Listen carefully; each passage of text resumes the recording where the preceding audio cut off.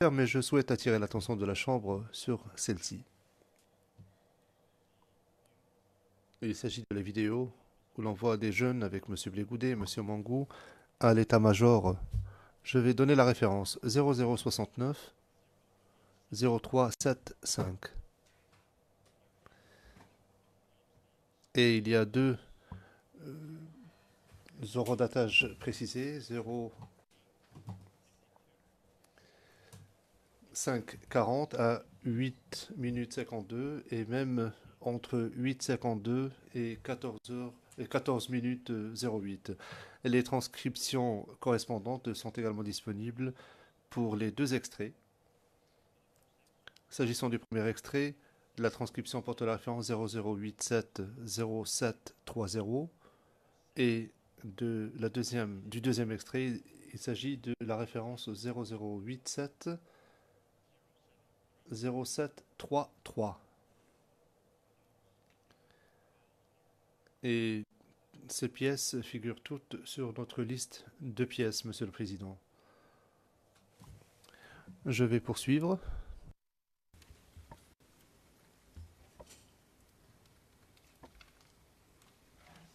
Est-ce qu'à un certain moment, durant la crise post-électorale, il a été question d'intégrer des miliciens au sein des FDS? Jamais. Est-ce que il y avait, au début de la crise ou pendant la crise ou à quelque moment que ce soit, des miliciens au sein des forces de défense et de sécurité?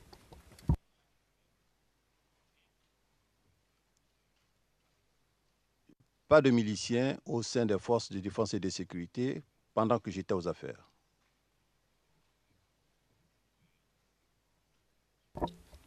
Que voulez-vous dire par là?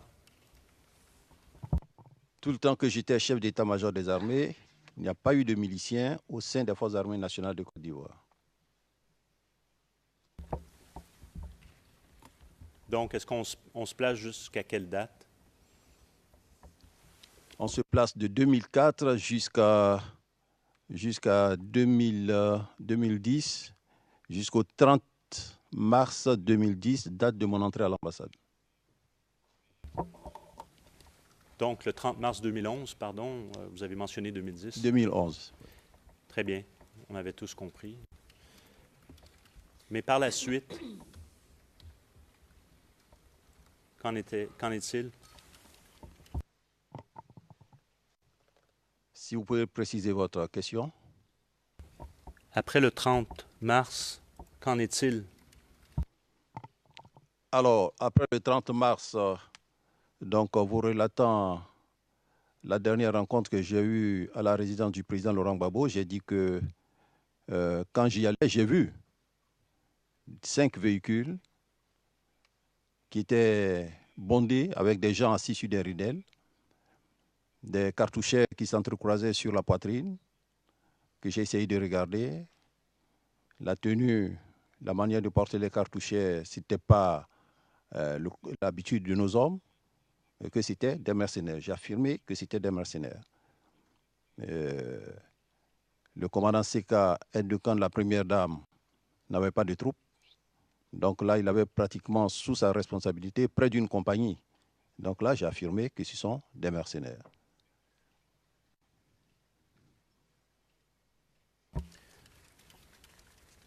Et qu'en est-il de miliciens? Alors, moi, à mon niveau, j'ai toujours fait la différence entre un milicien et des groupes d'autodéfense. Le milicien, c'est des groupes qui se créent spontanément pour accomplir un maintien de l'ordre, pour engager un combat, alors que les groupes d'autodéfense, ce sont des groupes qui se créent pour combler un vide sécuritaire. À l'ouest de la Côte d'Ivoire, vous avez des groupes d'autodéfense. Parce que au début de la guerre, en 2002, la guerre était essentiellement sur l'axe central, Boaké, Tiebissou, Bokanda, Mbayakro. L'axe ouest, plus particulièrement le nord-ouest, zone de Tabou, était tenu par l'armée française jusqu'au milieu de 2003, date à laquelle la France est partie de là. Et quand elle est partie de là, les forces qui nous attaquaient ont commencé donc à s'infiltrer dans cette région. Or, dans notre dispositif, nous n'avons pas prévu d'éléments militaires qui puissent être à l'ouest pour contrecarrer l'action de ceux qui s'infiltraient. Les populations de cette région ont pris donc leurs responsabilités pour pouvoir faire face aux infiltrations de l'ennemi. Donc, du côté de l'ouest, il y a des groupes d'autodéfense. Vous avez le FLGO, qui est le Front de libération du Grand Ouest, tenu par Mao Glofei. Vous avez l'APOE de Bonao, Association des Patriotes Oué. Vous avez le MILOSI du commandant Batois, le mouvement de libération de l'Ouest de la Côte d'Ivoire. Vous avez également un autre mouvement dirigé par le pasteur Gami. Ces groupes-là, ce sont des groupes d'autodéfense qui ont eu des armes, qui ont défendu leur région et qui souvent ont été aidés par des Libériens. Parce que quand vous prenez la frontière, de part et d'autre de la frontière, la Côte d'Ivoire et du Libéria, vous retrouvez pratiquement les mêmes ethnies, les Yakuba en Côte d'Ivoire, les Yakuba au Libéria, les Guérés en Côte d'Ivoire, les Guérés au Libéria. Donc ces liens de parenté ont fait que quand il y a un groupe qui est en danger, l'autre groupe, par solidarité, vient en aide aux autres. Donc on a eu des Libériens dans la zone qui ont aussi mené des combats. Ceux-là, faut-il les appeler mercenaires? Non, un mercenaire, c'est un étranger qu'on peut recruter dans le pays en conflit ou bien dans un autre pays pour combattre et au retour, bon, on lui donne quelque chose, un peu d'argent. Or, ceux qui venaient se faisaient payer eux-mêmes, ce qu'ils appelaient eux-mêmes le butin de guerre. Si bien que quand ils viennent combattre, qu'ils repartent, ils repartent avec les toitures, avec le matériel. Donc, c'est comme ça. Ils viennent souvent, ils combattent et puis le soir, ils repartent avec ce qu'ils peuvent prendre pour repartir. Maintenant, au niveau d'Abidjan, vous avez un groupe que je vais qualifier un peu de milice. C'est le GPP, le groupement des patriotes. Pour la paix. Pour la paix. De Touré-Zegen, baptisé récemment chrétien, Néhémie. Alors, c'est un groupe que j'ai essayé de démanteler. Ce groupe, on l'a retrouvé dans les tout premiers instants, dès que j'ai pris mes fonctions de chef d'état-major, au niveau de Williamsville.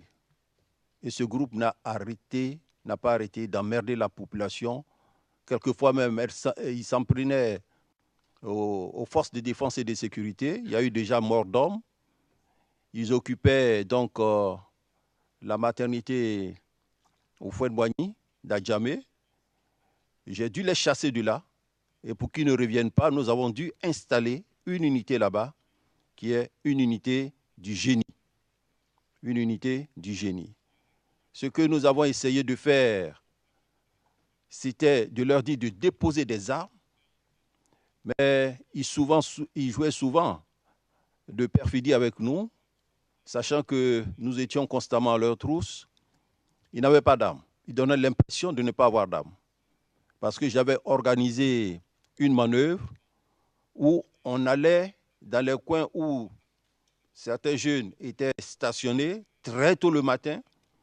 On encerclait la zone, on les faisait sortir, on les fouillait. Mais j'avoue qu'au niveau d'Abidjan, on a eu très peu d'armes pendant cette période, excepté bien sûr des armements qu'on a pu récupérer avec le GPP. Maintenant, les autres, je ne sais pas s'ils ont joué le jeu. Ils ont dû peut-être cacher les armes, ça je ne peux rien vous dire, mais quand j'allais très tôt pour les surprendre, je ne trouvais pas d'armes avec eux. Voilà donc ce que je peux dire concernant ces groupes.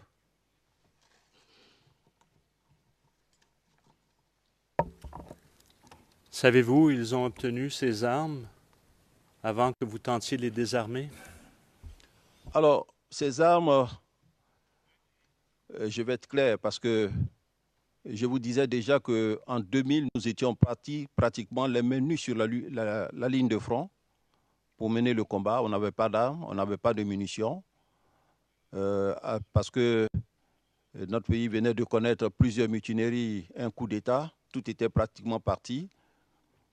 Et c'est en nous battant dans cette position que le président a pu obtenir des armes d'une grande puissance étrangère que je ne nommerai pas ici.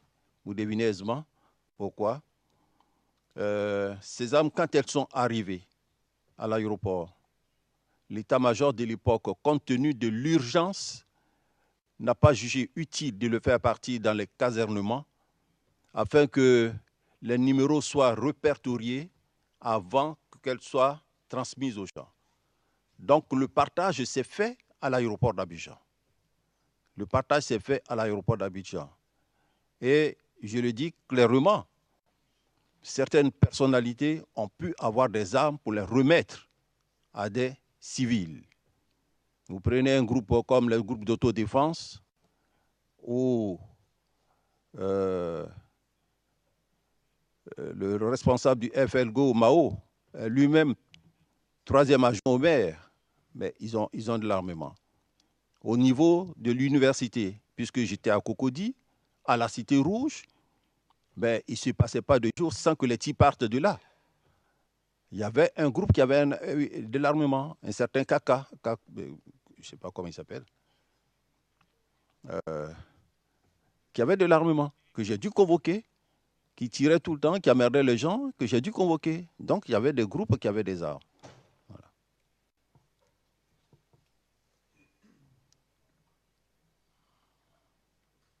Je crois qu'il s'appelle KB, hein? Il s'appelle KB, ce gars-là.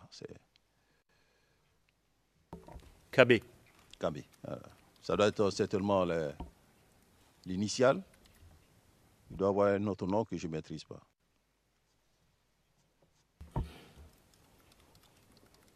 Maréchal KB? Je crois, oui, parce qu'il est de la marine marchande. Alors, je vais, peut-être pour simplifier les choses, Monsieur le Président, sans aller à huis clos, juste s'assurer peut-être que les caméras fassent ça doucement.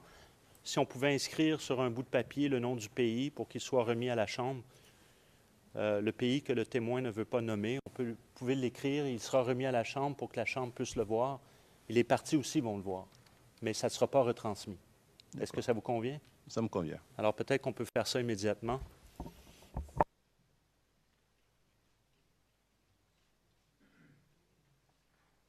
Le président, je ne sais pas si cela est important, mais de toute façon, nous pourrions passer à huis clos partiel. Nous pouvons passer à huis clos partiel pendant 30 secondes.